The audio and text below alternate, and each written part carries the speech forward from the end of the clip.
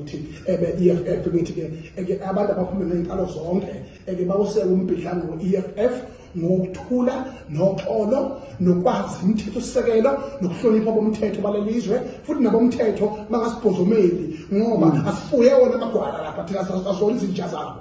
Okwesibili asikwazi ukuthi thina abathi abantu bazoprotesta bakwenza i-demonstration yokuthi asikho happy ngezinto ezweni lakithi silithanda sifisa ukuthi kube noguquko. At the same time thina bese sibulalana sodwa thina bese destroy impahla ezosiza thina kusasa.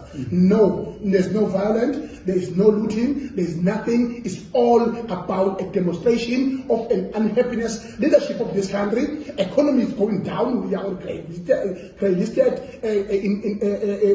in terms of economy, and okwesibili umnotho wonke kubantu abamnyama, umhlaba wonke kubantu abamnyama. You are speaking the language that we always speak on the ground. Now the voice of the EFF must be heard.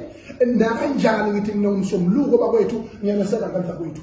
Ngiyaneseka bafowethu azophuma ngenkani amabhinqa kodwa into engifuna amabhinqa amhloniphani kodwa le into ngoba isikwa sethu sonke lesi sisilwelayo kubalekile ukuthi sihloniphe kodwa senze i-demonstration. Lelo yilungelo lenu kumnyama kubomvu lengaphansi komthethosisekelo. Akho mgodoyi ozosivimba, akho mgodoyi ozosho ukuthi kungenzeki ukuthi ngoba nakho benu behlule ukuphatha izwe ukuthi kuzofika la kuthiwa khona kuzoba nama-shutdown.